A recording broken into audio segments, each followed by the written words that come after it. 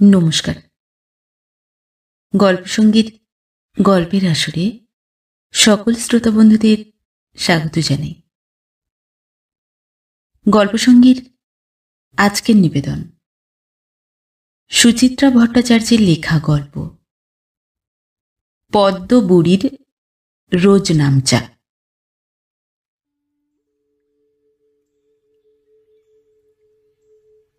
গাজনপুরের পদ্মবুড়ি এবার যেন কিভাবে জেনে ফেলেছিল আকাশ মাটির গোপন খবর। জেনেছিল নাকি সে এই ধরিত্রীটারই গন্ধ পাচ্ছে আজকাল। কে জানে, কে আর তেমন খোঁজ রাখে তার। একা বুড়ি একলা মনেই থাকে দিনভর। কবেকার সেই আদ্যিকালের শরীর, বয়সের কোনো মাপজোকি নেই তার। 70, 80, 90 কি 100 হতে পারে, কিংবা তারও বেশি।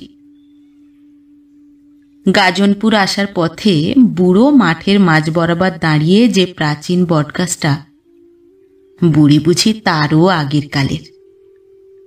চোখের জ্যোতি ক্ষীণ হতে হতে ক্ষীণতর।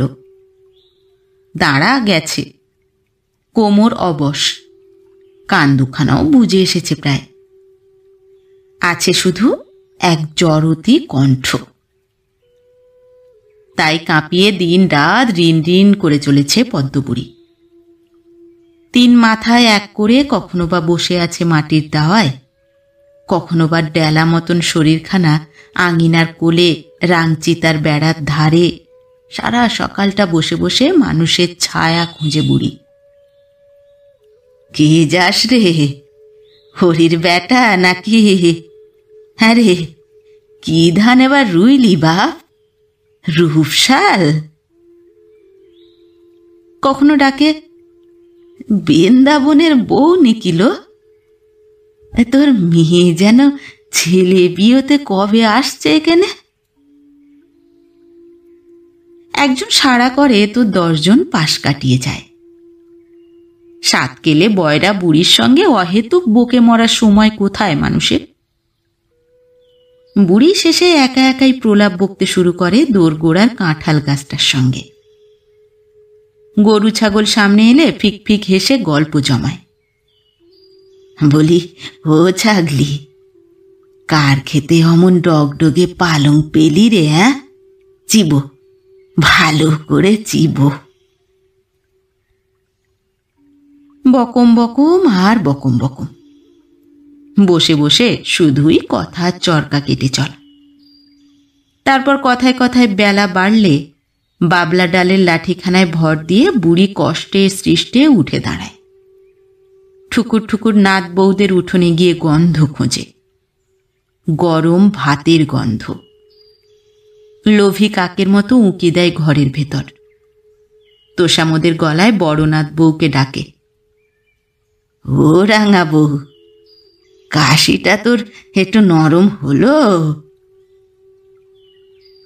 কোনোদিন গলায় নির্ভেজাল উৎকণ্ঠা, তোর কচিটার জ্বর নাকি আর নামে না? ও রাঙা বউ, ওষুধপালা করেছিস কিছু? সোহাগওয়ালা ভেতর থেকে ঝনঝনিয়ে ওঠে, তার খোঁজে তোর কি দরকার? ফের বুঝি এ ঘরে বিষ নজর ঢালতে এসেছিস? পদ্মবুড়ি ঝামটাটুকু বোঝে, কথা কটা শুনতে পায় না। 2 হাতে লাঠি চেপে পেঁপে তলায় উবু হয়ে বসে, ঘোলা চোখে পিটপিট তাকায়। রেগে যাস কেন? ছেলেপুলের ব্যারামে মাথা ঠান্ডা রাখতে হয়। এই বেলা তুলসী পাতা কখান ছেঁচে আদা দিয়ে খাইয়ে দে দিকিনি। তুলসী গঙ্গা জল তোর মুখে পড়ুক, ডাইনি রাক্ষসী বুড়ি। খবরদার যদি কুছায়া ফেলিস, আর দুনিয়া শুদ্ধ মানুষকেও আশ মেটেনি না? মরণ খাকি, জমের অরুচি। সোহাগবালার চিৎকার শব্দ হয়ে টুকরো টুকরো কানে ঢোকে যেন। পদ্মবুড়ি বোঝে আজ এখানে বিশেষ সুবিধে হবে না। রাঙা বউয়ের মেজাজ আজ তাতল আঁচ। তবু বসে থাকে কিছুক্ষণ। গত সনের আগের সনে বড় নাতিটা হঠাৎ একদিন ধরফড়িয়ে মরে গেল। সেই থেকে রাঙা বউ এমন পাগল পাড়া। পদ্মবুড়ি নাকি গিলে নিয়েছে বড় নাতিকে। তা বলুক, যা মন বলে। পদ্ম তাকে মাপ করে দেয়। কচি বয়সের বিধবার রাগ গায়ে মাখতে নেই। সাপ দিয়ে গাল পাড়ুক, মাঝে সাঝে তবু দুটো ভাত পান্তা তাকে দেয়ও বটে রাঙাবু। ভাবতে গিয়ে সোহাগবালার দুঃখে হৃদয় কাঁদে। শক্তিমানটা তারও কি কম আদরের ছিল? ছেলের ঘরের প্রথম নাতি বলে কথা। যেমন তার নাম তেমনি রূপের জুলুস। এই সাজোয়ান চেহারা, এতখানি বুকের পাটা। ঠাকমা বলে সামনে এসে দাঁড়ালে আরেকটা কার শরীর যেন মনে পড়ে যেত। কাকে যে মনে পড়ত, ছেলে না ছেলের বাপ? পুরনো মুখগুলো ঠিক ঠিক আর মনে পড়ে না এখন। পদ্মবুড়ি ময়লা ছেঁড়া কানি মতন আঁচলখানা তুলে চোখের পিঁচুটি আর কষ মুছে সোহাগবালা দপদপ করে ঘরে ঢুকে যায়। আরো খানিক বসে থেকে পদ্মবুড়ি ওঠে। এবার সেজোর দৌড়ে যাওয়ার পালা। ও সত্য, সত্য, ঘরে আছিস নাকি? বার কয়েক ডাকার পর হেঁসেল ঘর থেকে সত্যবানের ডাগর মেয়ে সুন্দরী ভারী তাচ্ছিল্যে জবাব দেয়, বাবা ঘরে নেই, বাঁধের কাজে গেছে। কেন, তার সঙ্গে কি দরকার? বুড়ি শুনতে পায় না, ফের গলা কাঁপায়, ও বৌমা, ও সত্য, গেলি কোথায় সব? ডুরে আঁচলে হলুদ হাত মুছতে মুছতে বেরিয়ে আসে সুন্দরী। হলোটা কি? অত চিল্লাও কেন? তোর মা বাপ ঘরে নেই? কেন, কি চাই তোমার? উঠোনটাতে পা দিয়েই গন্ধ পেয়ে গেছে পদ্মবুড়ি। কান যাক, চোখ যাক, নাকটা এখনো ভালোই আছে, বরং দিন দিন সরেস হচ্ছে আরো। সেই নাকে ঠিকই ঝাঁপ কেটেছে সত্যবানের ঘরে সেদ্ধ চাল ফোটার গন্ধ। মরে যাই, কি মধুর ঘ্রাণ! মুখের লালা টপ টপ গিলে নেয় পদ্মবুড়ি। চাইবে কি চাইবে না ভাবতে সময় নেয় দুদণ্ড। না পাওয়ার সম্ভাবনাই বেশি, তবু বলে ফেলে, তোদের ঘরে বুঝি এত বেলায় ভাত নামলো? সুন্দরী মাচা থেকে কুমড়ো ফুল ছিঁড়ছে। পদ্মবুড়ির ফোকলা গালে হাসি ছড়ায়। ফুল ছিঁড়িস কেন? ভাজবি বুঝি? ভাজি না ভাজি তোমার কি?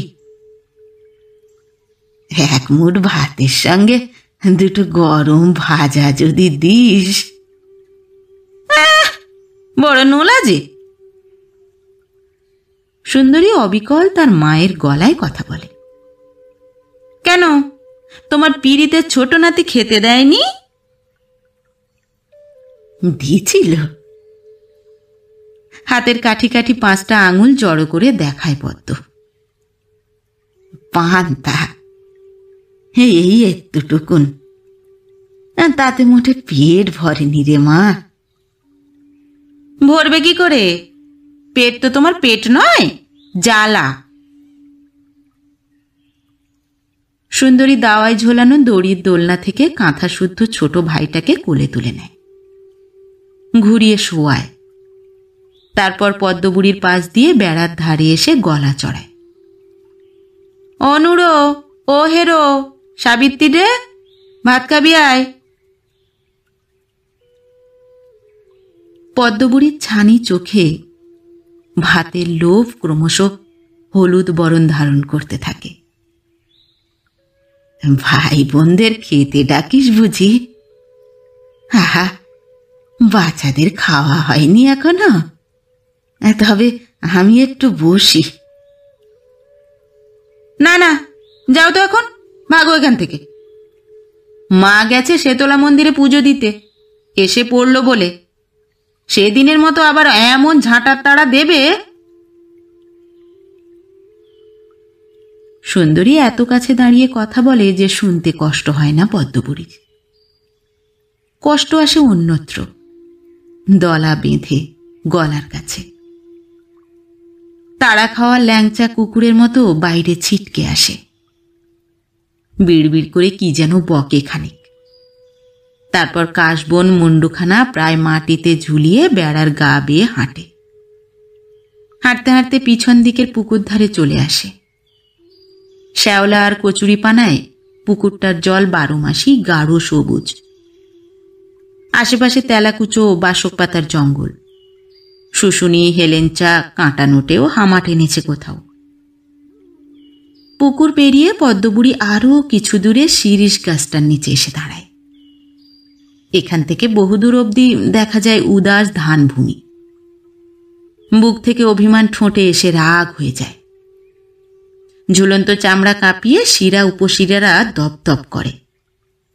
রাগ যত বাড়ে পেটের ভেতর নাড়ি ভুঁড়িগুলো তত লাফালাফি করে। ছোট নাতিটা আজকাল বড়ই কম খোরাকি দেয়। নিষ্ফল রাগে বুনো ঘাসে লাঠি আছড়ায় বুড়ি। সাপ মান্নি করে ধান ভূমিকে। মর মর, মরে যা সব, শুকিয়ে মর। বাতাসে থুতু ছিটিয়ে ধুলোর সঙ্গে ঝগড়া করে। শেষে কোমর যখন টাটিয়ে আসে, শির দাঁড়ায় যন্ত্রণা নামে, তখন ধুলো মাটিতে থেবড়ে বসে। ভর দুপুরে খুন খুন সুর তুলে কেঁদে যায়। আমারে কেউ দুগাল ভাত দেয় না গো, ও গো, আমারে কেউ ভাত দেয় না। এরকমই চলে প্রায় দিন। এরকমই খোলা রোদে রোজ কেঁদে চলে পদ্মপুরী। কেঁদে কেঁদে নালিশ জানায় ধরিত্রীকে। কোনোদিন কোনো দয়ালু পড়শি ডেকে দুমুঠো খেতে দেয়ও বা। নরম মনের নাতিপুতিও কেউ ঘরে দিয়ে আসে। নইলে বুড়ি অমনি পড়ে থাকে আকাশের তলায়। কাঁদতে কাঁদতে একসময় ঝিমিয়ে পড়ে। কালো কুলো পোঁটলা মতন দেহটাকে তখন দেখায় ঠিক মাটির ঢিবির মতো। তবে বুঝি এভাবেই মাটি হতে হতে একদিন মাটির ঘ্রাণ পেয়ে যায় পদ্মবুড়ি। আকাশের মতলব জেনে যায়, বাতাসের মতিগতি আগাম বুঝে ফেলে। এবার ভাদ্র মাস যেতে না যেতে কেমন যেন এলোমেলো কান্না ধরেছিল পদ্মপুরী। সময় অসময় নেই, যাকে পায় ডেকে মনের শঙ্কা জানাতে চায়। ছোট নাতিকে রোজ বলে, ও রূপু, কাল রাতে আকাশটাকে দেখেছিলি? কেমন যেন রং ঢং করছিল না? রূপবানের হয়তো তখন খুব তাড়া, চটপট কাজে বেরোতে হবে।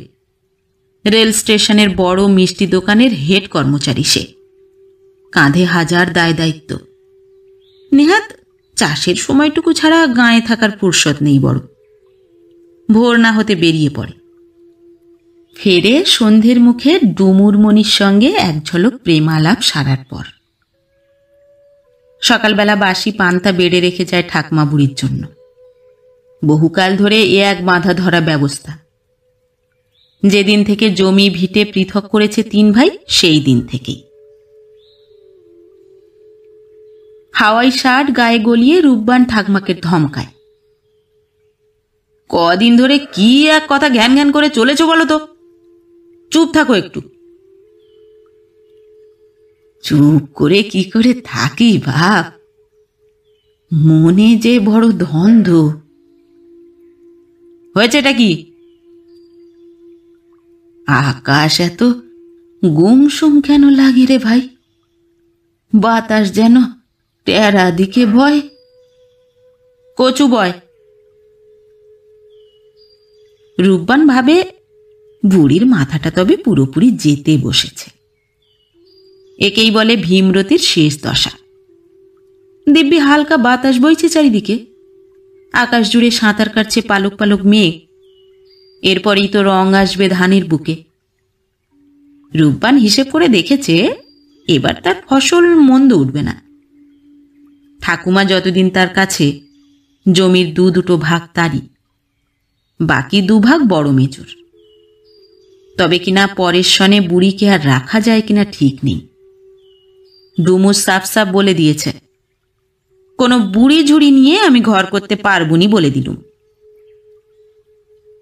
আরে বাবা, আখেরে যে ক্ষতিটা তোরই সে কে বোঝে। পদ্মবুড়ির পরমায়ু সহজে ফুরোবার নয়।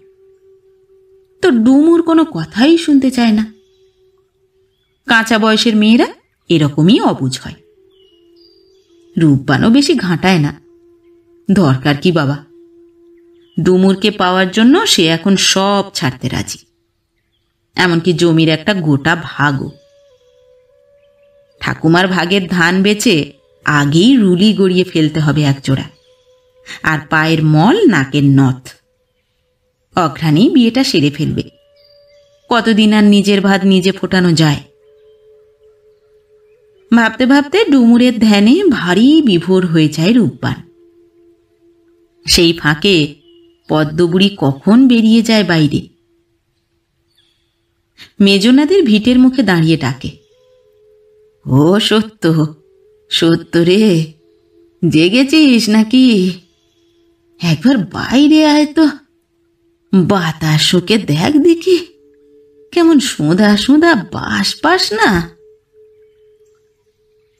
সত্যর বউ পারুল চা ছাঁকতে ছাঁকতে মুখে আঁচল চাপে। ওই আবার দিন না ফুটতে ভুল বকা শুরু হলো বুড়ি। তা যাও না গো মেজনাতি, এত করে বলে যখন একবার নয় বাতাস শুকে এসো। সত্যবান সুখ টান দেয় বিড়িতে। এবার মনে হয় বুড়ি মরবে। সে গুড়ে বালি, আরো 1000 বছর বাঁচবে ওই বুড়ি। তোমার চতুর ছোট ভাই ঠিক কল করে বাঁচিয়ে রাখবে তাকে। সোহাগবালার বড় ছেলেও একই কথা বলে মাকে। ও বুড়ির মরণ নেই রে মা, তুই যা ভাবিস। সোহাগবালা ফোঁস ফোঁস শ্বাস ফেলে। দাওয়া থেকেই দেখা যায় পদ্মবুড়িকে, লাঠি হাতে টলমল এগিয়ে চলেছে। দিন ভোর এখন ঘুরবে পড়শিদের দৌড়ে, পথ আটকাবে মানুষজনের। ও আমার চাঁদ, আকাশটাকে ভালো করে দেখ না রে ভাই। ঝড়টা উঠেছিল ঠিক বিকেলের মুখে। আশ্বিনের ধান তখন দিব্যি নওজোয়ান। যেদিকে তাকাও উপচে পড়ছে ভরাট পৃথিবী। ঘরে ফেরার মুখে গুনগুন গান ধরেছিল রূপবান। কদিন ধরে আকাশ যেন একটু থমকে আছে। তা থাক, অকালের মেঘে কত আর জল থাকে। বুড়ো মাঠ ভেঙে কাঁচা রাস্তায় উঠেছে কি ওঠেনি, একটা দমকা বাতাস এলো উত্তর দিক থেকে। আকাশ পারের নিরীহ মুখ মেঘগুলো চমকে উঠেছে সঙ্গে সঙ্গে। রূপবান ঢোলকলমির ঝোপের পাশে দাঁড়িয়ে গেল। ব্যাপারটা কি বোঝার আগেই আরেক প্রস্থ বাতাস দৌড়ে এসেছে। ঝামর ঝামর নেচে উঠল ধুলোবালি। উত্তরকে রুখতে দেখ না দেখ তেজি হাওয়া ছেড়ে দিয়েছে দক্ষিণ। বাতাসে বাতাসে যুদ্ধ বেঁধে গেল। অট্টহাসিতে ফাটছে বাতাস। গাছগাছালির ঝুঁটি চেপে উন্মাদ নাচ নাচছে। রূপবান তাড়াতাড়ি পা চালাতে চাইল। হঠাৎ কি আজব ঝড় উঠল রে বাবা। ঝড় নয়, যেন লক্ষ লক্ষ ঘোর সৈন্য দাপাদাপি শুরু করেছে। তুফানি ঝাপটায় গোটা একটা নারকেল গাছ শুয়ে পড়ল ভুঁয়ে। আকাশও সেই তালে ক্রমে খেপছে। পাগলা ষাঁড়ের মতো বার কয়েক হুঙ্কার ছাড়ল। মেঘ ঝলসে ফুঁসে উঠল বিদ্যুৎ। রূপবান ছুটতে শুরু করল। ছুট ছুট। পায়ে পায়ে জড়িয়ে যাচ্ছে ঝড়, আছড়িয়ে কামড়ে ফেলে দিতে চাইছে মাটিতে। ধুলোবালির ঝাপটে চোখ কানা হবার জোগাড়। ঘরে পৌঁছানোর আগেই গলগলিয়ে বৃষ্টি নেমে গেল। 10 দিক আঁধারে আঁধার। কাদের যেন ছাড়া ছাগল প্রাণ ভয়ে কাঁদছে। পাশ দিয়ে ফকিরমণ্ডল দৌড়ে গেল। পালারের উপো, আকাশ মাতাল হয়ে গেছে। মাতাল বলে মাতাল? অমন ভয়ানক মাতাল বাপের জন্মে দেখেনি কেউ। গোটা রাত অন্ধকারের ঘাড়ে চেপে ঝড় বৃষ্টি সে কি তাণ্ডব খেলা। গাছ ভাঙছে, চাল উঠছে, কান ফাটিয়ে ধুম ধুম ডাক ছাড়ছে বৃষ্টি। শেষে ভোর এলে পরে একটু যেন শান্ত হলো পৃথিবী। আর তখনই মূল দুঃসংবাদটা এসে পৌঁছল গাজনপুরে। সারা রাতের বর্গি ঝড়ে ভেঙে গেছে দক্ষিণের অনেকগুলো সরকারি ভেড়ির বাঁধ। কতগুলো ভেঙেছে হে? 5, 10?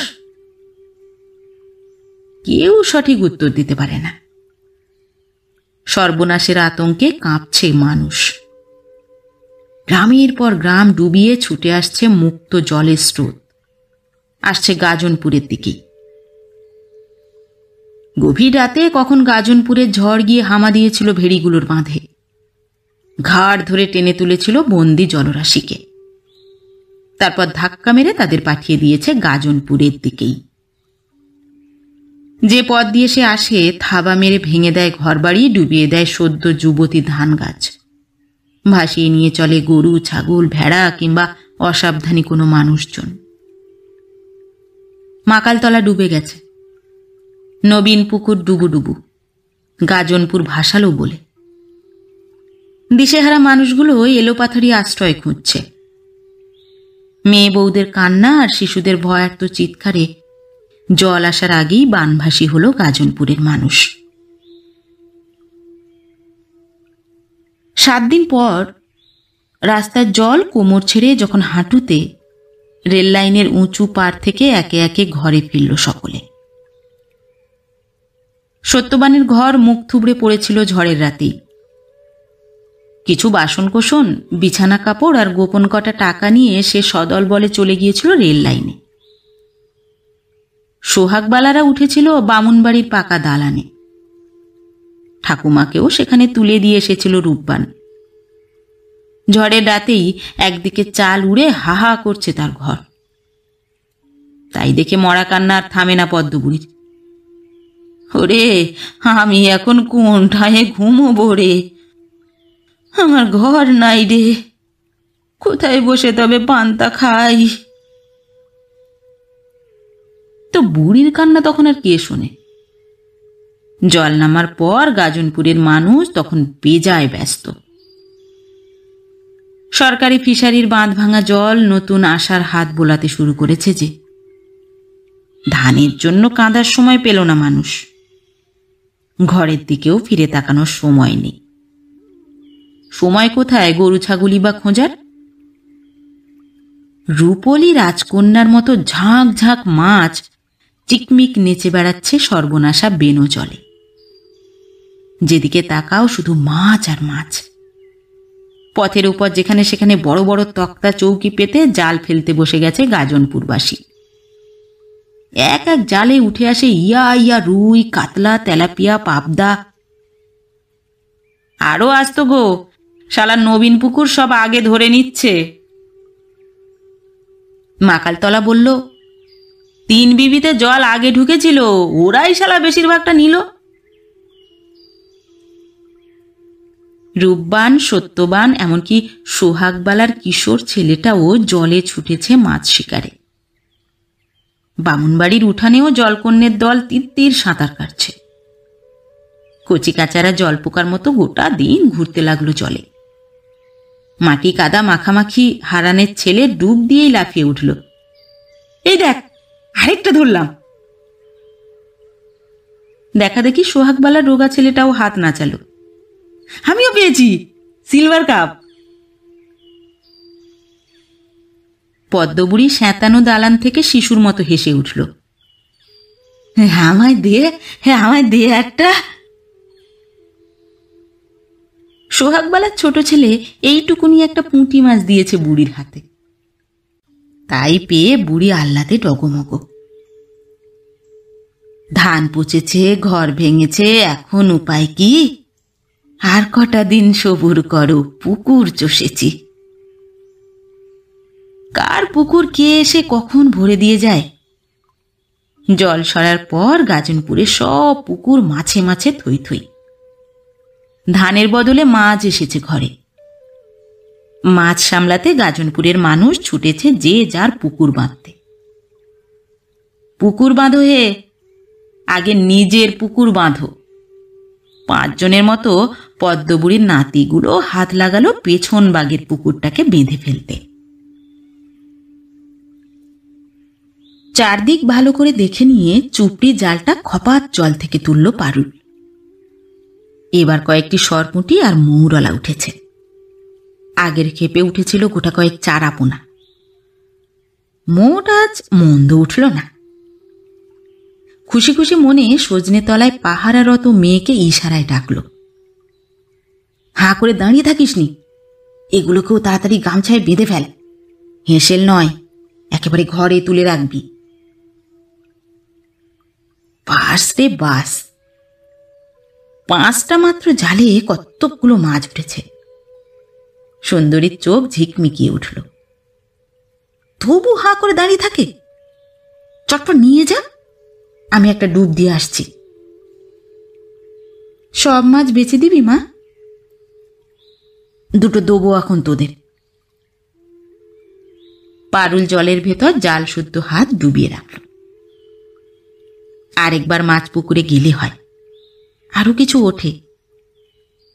বিকেলবেলা স্টেশনে বেচে এলে কটা টাকা হাতে আসবে। বড়ই অভাবে দিন কাটছে এখন। রোজকার রোজ জন্মজুর খেটে ঘরে চাল আনে সত্যবান। কোনোদিন 2 কিলো, কোনোদিন 4 কিলো। তারপর হয়তো 3 দিন বসেই রইল। কাজ নেই, থাকবে কোত্থেকে? 5 গায়ের মানুষ হন্যে হয়ে ঘুরছে কাজের জন্য।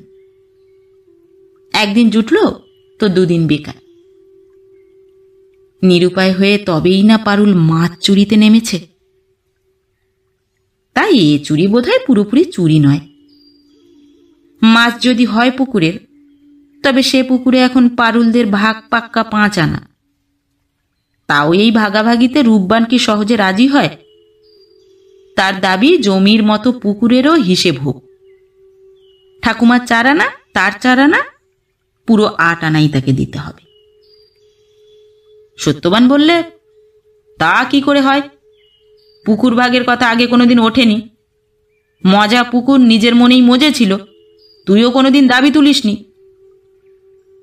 এখন তুলছি, ন্যায্য ভাগ হোক সবকিছু। শেষে কয়েক দফা মিটিং, ঝগড়া বিবাদের পর গাঁয়ের মাথাদের কথা মতো রূপবান 6 আনায় রাজি হয়েছে। তাও যদি বুঝতাম বুড়িটাকে ঠিক মতো দেখিস। আপন মনে গজগজ করতে করতে জল থেকে উঠল পারুল। ছপাত ছপাত জল ছড়িয়ে ঘরে ফিরছে। ঝোপ পেরোবার সময় 2টো হিংচে শাকও ছিঁড়ে নিল।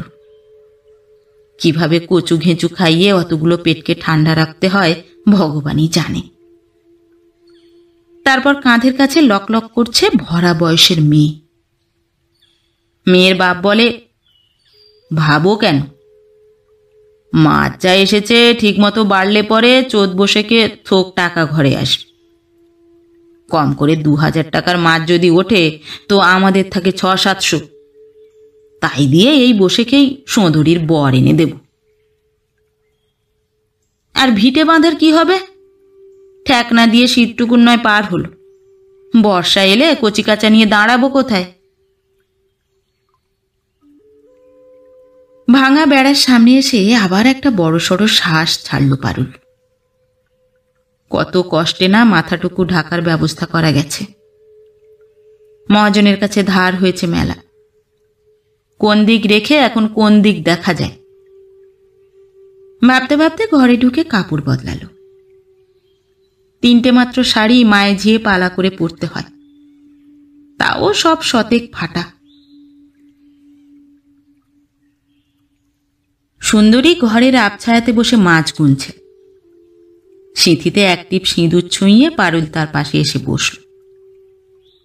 এই কটা মৌরলা নুন হলুদে ফুটিয়ে ঝোল করে ফেল, ভাজাভাজি যেন করতে যাসনি, গন্ধ ছড়াবে। মৌরলার সঙ্গে একটা সরপুঁটিও নিয়ে সুন্দরী ঘর থেকে বেরিয়েছে কি বেরোয়নি, উঠোনে ভাঙা কাঁশি বেজে উঠল। ও পারুল বউ, আমারে একটা মাছ দিবি নি? হায় রে মা! পারুল কপাল চাপড়ালো। শয়তান বুড়ি ঠিক তককে তককে থেকেছে দেখো। এত কড়া নজরদারির পরও পদ্মবুড়ির মাছের হদিশ পায় কিভাবে? সুন্দরী চকিতে মাছ কটাকে ছুঁড়ে দিয়েছে চৌকির নিচে। পারুল ঠেলে ঠেলে আরো ভিতরে ঢুকিয়ে দিল পোঁটলাটা। বুড়িকে বিশ্বাস নেই, হামলে হুমলে ঢুকে পড়তে পারে ঘরে। ও বৌমা, একটু মাছ দে না রে। গলা নয়, যেন শাকচুন্নি কাঁপছে। পারুল কোমর বেঁধে বেরিয়ে এলো দাওয়ায়। ফের আমার উঠোনে পা রেখেছিস অলক্ষণে পেতনি? যা বেরো, বেরো বলছি। পদ্মবুড়ি দুপা পিছল, ঘাড় কাত করে বুঝি শোনার চেষ্টা করল পারুল বউ কি বলে।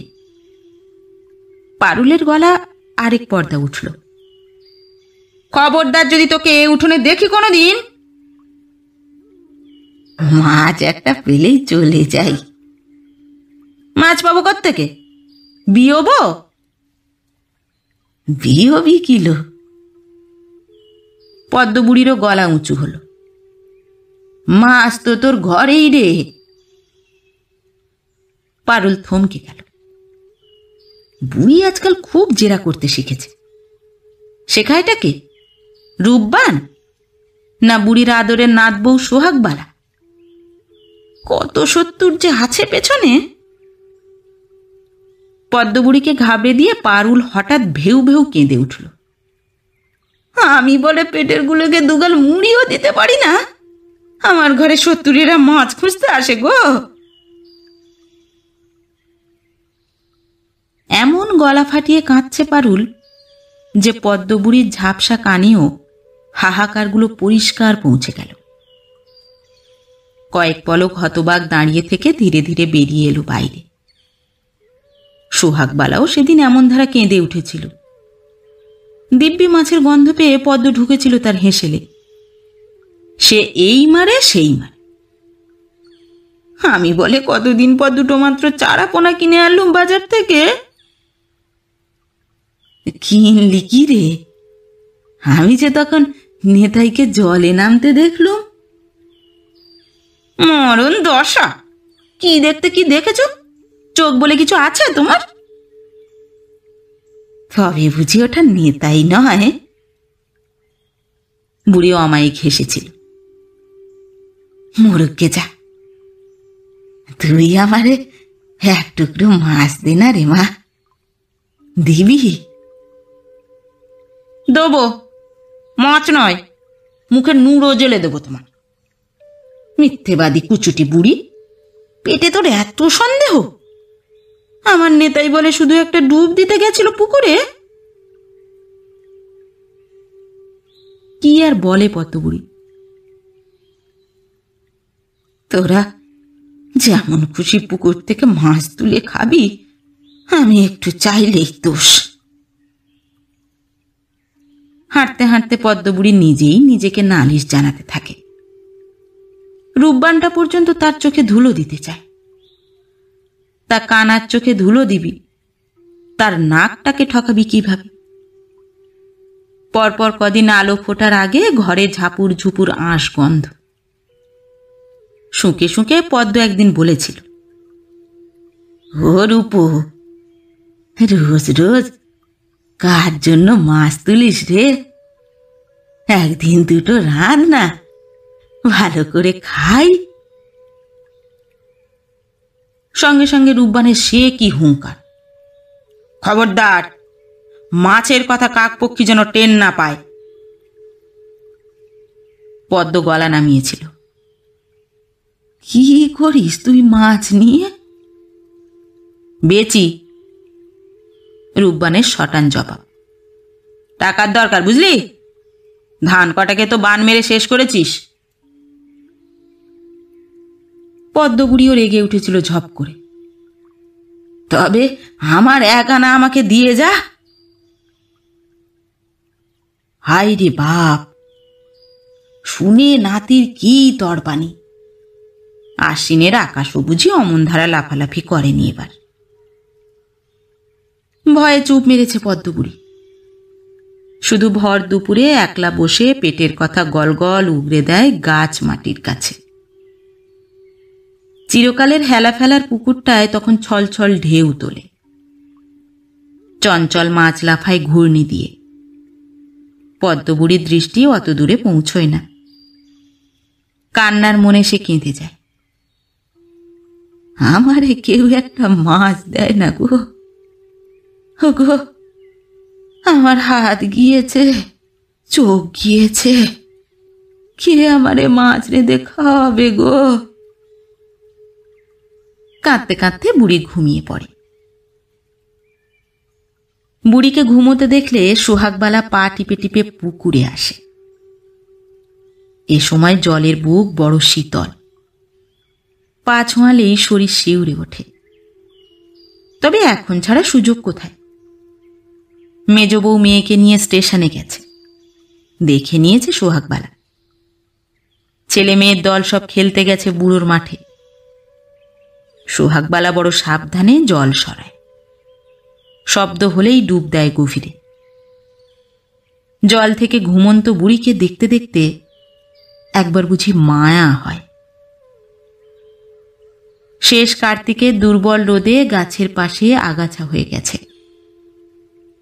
ডেকে তুলে এক টুকরো মাছ খাওয়াতে স্বাদ হয়। পরক্ষণে মন পাল্টায়। পাগল নাকি?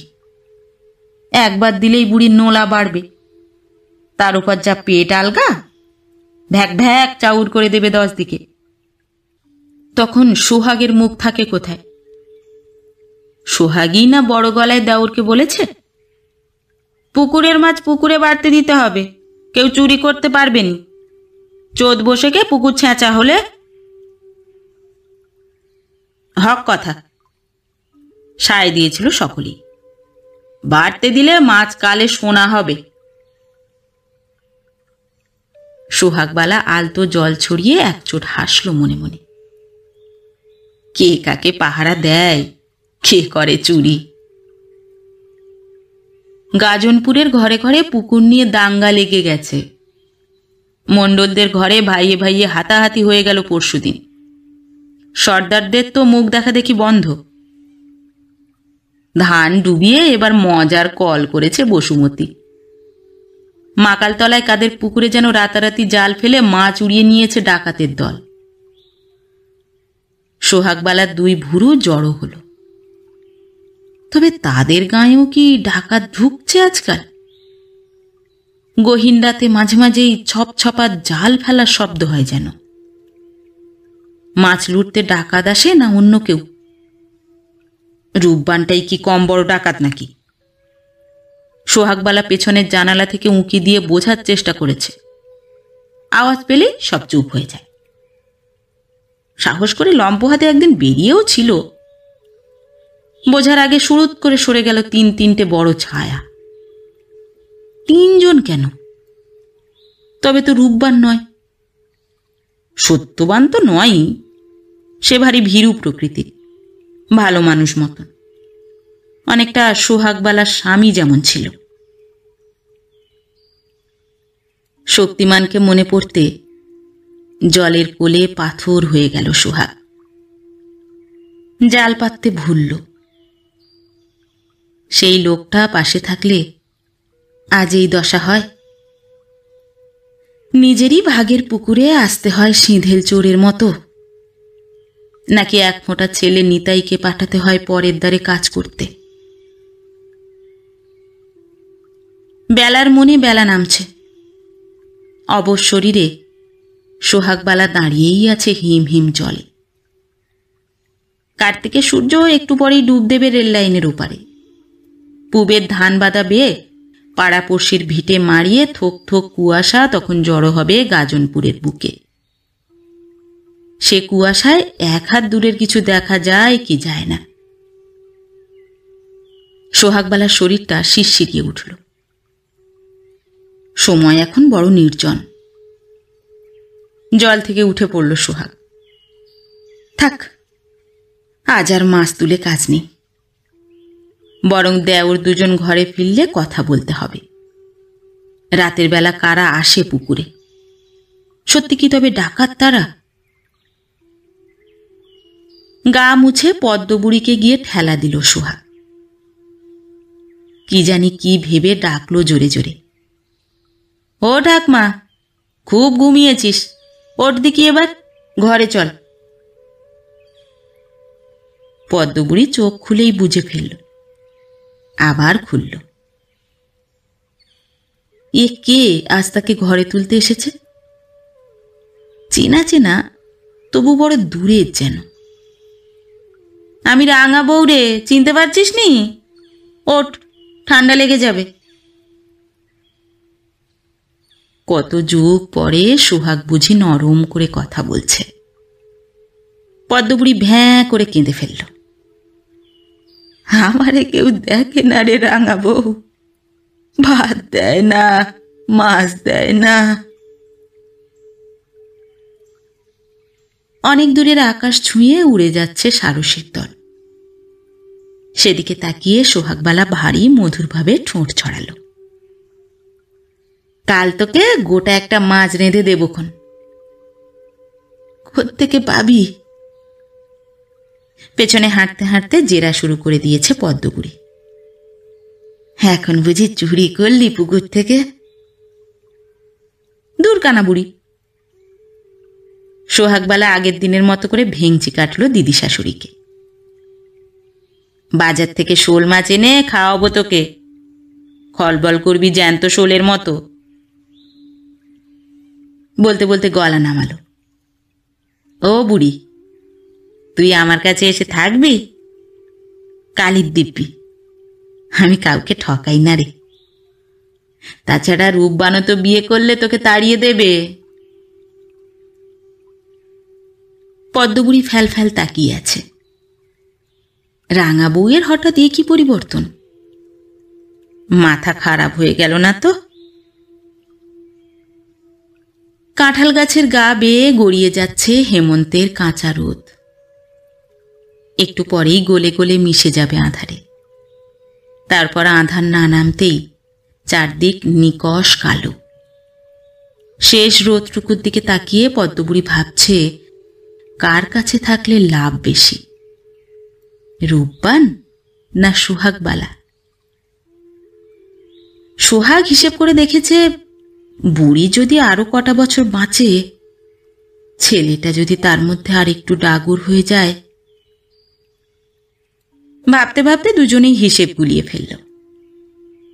অসম বয়সের দুই বিধবা অসহায় তাকিয়ে রইল পরস্পরের দিকে। সকাল থেকেই আয়োজন শুরু হয়ে গেছে।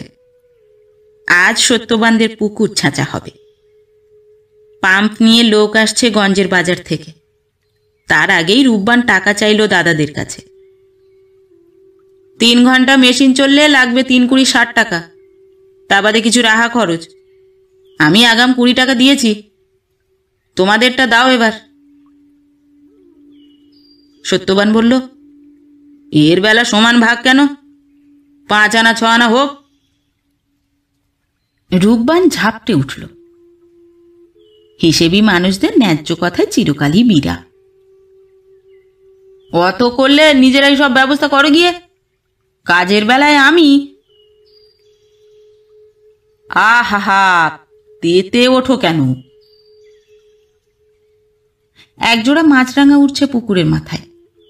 সোহাগ তাদের তাড়াতে চেষ্টা করল। টাকা আমরা কেউ মারবো না, তবে ছাড়ো দেখিনি। দেবো, হাতে এলেই দেবো। পারুল ঠোঁট বেঁকালো। তোমার মতো তো আমাদের মিষ্টির দোকান নেই ভাই। পুরনো খোঁচা। রূপবান গায়ে মাখল না। সকাল থেকে সে শুধুই হিসেবের নেশায় মশগুল। প্রথমেই ডুমুরের জন্য সিল্কের শাড়ি কিনতে হবে একটা, তারপর আর যা চাই। এখন তো মাত্র চৈত্রটুকু পার হওয়ারই অপেক্ষায়। গায়ের উৎসাহী লোকজন এসে গেছে পুকুর পাড়ে। সত্যবান ছুটল হরি জ্যাঠাকে ডাকতে। হারান সর্দার, বৃন্দাবন আর হরিসাধন, এই তিনজন আজ জল যজ্ঞের প্রধান তিন সাক্ষী। আগে কয়েক বাড়িতে জল ছেঁচার কালে দক্ষ যজ্ঞ হয়ে গেছে। সুবোধ দাস তো এখনো পড়ে আছে গঞ্জের হাসপাতালে। পুলিশ কেস হয়ে গেছে ভাইয়ের নামে। নবীন পুকুরে লাশও পড়েছে 3টে পরিবারের।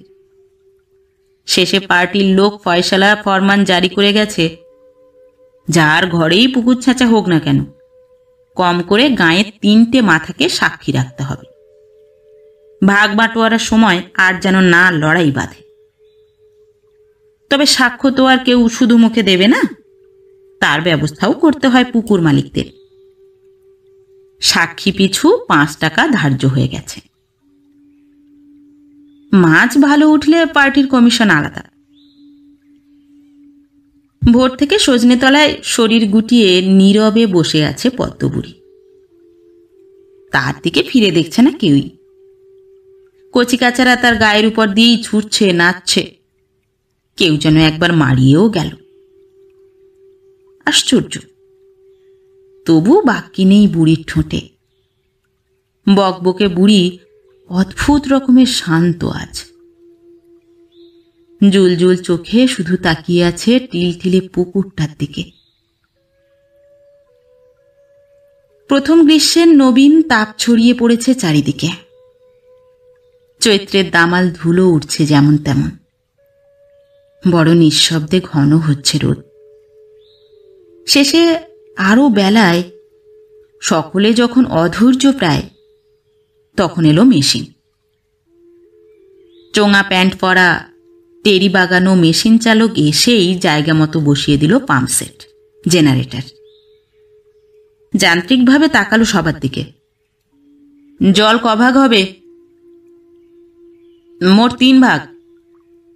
প্রথম ঘন্টা জল যাবে বড় জমিতে, দ্বিতীয় ঘন্টা মেজর, বাকিটা। তা কি করে হয়? রূপবান আপত্তি জানালো। 3 ঘন্টা পাম্প চললে বেশি সময় আমার জমিতে দিতে হবে। বিজ্ঞ মেশিন চালক ঘাড় ঝাঁকালো। জলভাগ নিয়েই যে প্রথম বিবাদের সূচনা হয় তা সে হামেশাই দেখছে। 3 ঘন্টার বেশিও চলতে পারে পাম্প, যেমন জল থাকবে। ঠিক আছে, তবে না হয় শেষের ভাগটাই আমার। তা কেন? সোহাগবালার ঘাড় শক্ত হলো। ঠাকমাকে সে যদি আর নাই রাখে। রাখবো কিনা এখন তার বিচার হবে কেন? আরে বাবা, থামো দেখি তোমরা। সাক্ষীদের মধ্যস্থতায় দ্বিতীয় দফার ঝগড়া শুরুতে থামল। ঠাকমাকে নিয়ে পরে নিকেশ করো বসে। পারুল, সত্যবান কোনোদিনই পদ্মবুড়ির দায়িত্ব নিতে চায় না। তারাও আগ্রহ দেখালো না বিশেষ। মেশিন চালু করে দাও হে, বেলা যায়। ভট ভট মেশিন ডাকতে শুরু করেছে। জল উঠে আসছে বানের স্রোতের মতো। পাইপ থেকে ছিটকে যাচ্ছে সোহাগবালার জমিতে। ভিজে উঠছে মাটির শরীর। জল কিছুটা নামতে ইয়া বড় এক খ্যাপলা জাল পড়ল পুকুরে। মাকালতলার ইয়াসিন জেলে 4-4টে লোক নিয়ে জলে নেমেছে। তাদের দিতে হবে মোট 4-10-40 টাকা। হেইও হেইও, এবার জাল গোটাচ্ছে জেলেরা। পাড়ে উঠল। কাঁটা আগেই টাঙিয়ে রেখেছিল ইয়াসিন। খোল, শামুক, ঝাঁঝি আর কচুরিপানা বেছে ফেলে মাছ চড়ল পাল্লায়। মাঝারি কাতল 2 কিলো, 20 টাকা করে মোট দাম 40। কালবোস 1.5 কিলো, খোলসে 1 কিলো 250, সিলভার কাপ 1 কিলো 300, শোল 850 গ্রাম। প্রথম দফায় মাছ উঠল 153 টাকার। প্রথম ঝাঁকে মাছ কমই ওঠে হে, জল বেশি। তা বলে এত কম? রূপবানের অবিশ্বাসী চোখ দাঁড়িপাল্লা ঘুরে জলের দিকে স্থির। দ্বিতীয় দফায় বড় মাছ 312 টাকার, এবার একটু বেশি। জল ক্রমশ কমছে। পাইপের মুখ শক্তিমানের জমি ঘুরে সত্যবানের খেতে। মাছ দেখতে হুড়মুড়িয়ে ভিড় করছে বাচ্চারা। রূপবান কেঁকিয়ে উঠল, এখানে এখন গোল করিস না তো, ভাগ সব, সরে যা। পুরুষরা উবু হয়ে বসল পুকুর পাড়ে। সোহাগবালা পারুলদের দৃষ্টি ঝুলন্ত কাঁটার দিকে পলকহীন। ক্ষেপে আরো যেন মাছ ওঠার কথা ছিল। যেমন আছে তেমনই তো উঠবে বাপু। তৃতীয় দফায় চুনো জালে মৌরলা 2 কিলো 100, চুনো পুঁটি 1.5 কিলো, কই তেলাপিয়া 3 কিলো 400, ছোট ট্যাংরা 1 কিলো 600। পাইপ ঘুরেছে রূপবানের খেতে। জলের টানে ছিটকে আসছে কিছু বেওয়ারিশ কুচো চিংড়ি। তিড়িং বিড়িং লাভ কাটছে ভেজা মাটিতে। কুচো কাচার দল দৌড়ল সেদিকে। চতুর্থ দফায় জালে কটা মাত্র মাছ, বাকি শুধু কাদা, শামুক, জলঝোপ, ঝিনুকের খোল। কি কাণ্ড! অত মাছ তবে গেল কোথায়? কম করেও যে 2000 টাকা। ইয়াসিন দাঁত বার করে হাসছে। সব করে 1 দশা গো, কার মাছ কে খেয়েছে ঠিক কি তার কথা নয়, যেন ফুটন্ত তেলে জলের ছিটে। যেন এই বাক্যটুকুরই অপেক্ষায় ছিল হতাশ মুখগুলো। সোহাগবালা ডুকরে উঠল, এমন হবে আমি জানতুম গো। ও গো, এ কি সর্বনাশ হলো গো। পারুল চিৎকার জুড়ল, চোর চোর, চোরের বেটা চোর। রূপবান গর্জে উঠল, কাউকে ছাড়বো না শালা, সব জানি কারা মাছ তুলেছে, জানতে বাকি নেই। হিংস্র চোখ জোড়ায় জোড়ায় ঘুরছে পরস্পরের দিকে। পড়শিরা একে একে সরে পড়তে লাগলো। রূপবান কখন কার উপর ঝাঁপিয়ে পড়ে। তবে গাজনপুরের কে কোন রাতে কার পুকুরে জাল ফেলেছে তার দলিল কোথাও নেই। সাক্ষ্য প্রমাণ ছাড়া ধরা যায় না কাউকে। পদ্মবুড়ির নাতি নাত বউ আর কচিকাচা বাদে পুকুর ধারে আছে আর মাত্র 3 জন। 3 সাক্ষী। জোট বেঁধে চুপচাপ দাঁড়িয়ে তারা। কথার লড়াই মারপিটে পৌঁছলে তবে নাক গলাবে, এইরকমই নিয়ম। পুকুরের জল একেবারে তলানিতে এসে ঠেকেছে। আষ্টে গন্ধে ঝমঝম চতুর্দিক। মেশিন চালক পাততাড়ি গোটাচ্ছে। ইয়াসিন ঝটপট মাছ ভরতে লাগলো ঝুড়িতে। নাও গো, কাঁদাকাটি পরে হবে, হিসেবটা বুঝে নাও। রূপবান গটগট এগিয়ে এলো। যা টাকা হবে সব আমি নেব শালা, কাউকে 1 পয়সা দেব না। কেন মানিক, মগের মুলুক পেয়েছ নাকি? মুলুক ফুলুক বুঝি না, যারা শালা মাছ ঝেপেছে তাদের 1 পয়সাও ভাগ নেই। তবে তো তুই আগে বাদ যাস রে হারামজাদা। নিত্যদিন অন্ধকার থাকতে আমরা কিছু দেখিনি ভেবেছিস? দেখলেই হলো, প্রমাণ কি? প্রমাণ লাগে না রে শালা, কোন মেয়ে ছেলের গব্বে সব ঢেলে আসিস। বাজে কথা বললে মুখ ছিঁড়ে নেব, নে না দেখি। সত্যবান ব্যাঙের মতো 2 ধাপ লাফালো। মাছ যদি ঘরের কেউ চুরি করে থাকে তো সে হলো তুই আর ওই নেতাইয়ের মা। সোহাগবালার মুখ ভেঙে চুরে গেল। আমার নাম মোটে নিবি নে বলে দিলুম, খবরদার। কেন রে, তুই কোন মহাজনের বিটি? পারুলের চোখ দপদপ চলছে। হাতে নাতে 5 বার আমি ধরেছি তোকে। সে তো তুইও কতবার ধরা পড়েছিস, জলে নামার নামে চুপড়ি ফেলে। আহা, চোরের মায়ের বড় গলা যে। আরে থাম।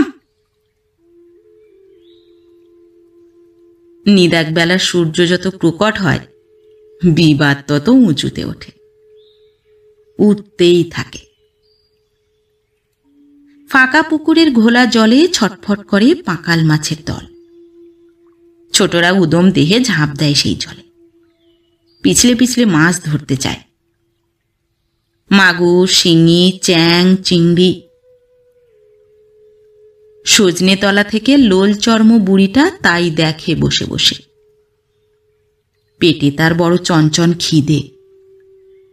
বুঝতে পারে এ খিদে আজও মিটল না। বাবলা ডালে ভর দিয়ে জীর্ণ শরীর উঠে দাঁড়ায়, পৌঁছে যায় বুড়ো শিরীষ গাছের কাছে। খাঁ খাঁ ধান ভূমির দিকে তাকিয়ে ক্ষুধার্ত ঠোঁট দুটো নড়ে চড়ে। ওরে, ভাত বড় মিঠে রে, মাছে বড় সুয়াদ। বলতে বলতে ঘন ঘন ঢোক গেলে। কান্নার দমকে চামড়া ঢাকা হাড়ের খাঁচাটা ধূপ ধূপ কাঁপে। ছাই রং চোখ আকাশে তুলে জোরে জোরে শ্বাস টানে। চৈত্র শেষে আবার নতুন কোনো গন্ধ পায় কি গাজনপুরের পদ্মবুড়ি? ভাত বা মাছের, জল বা মাটির বা আকাশের, কে জানে।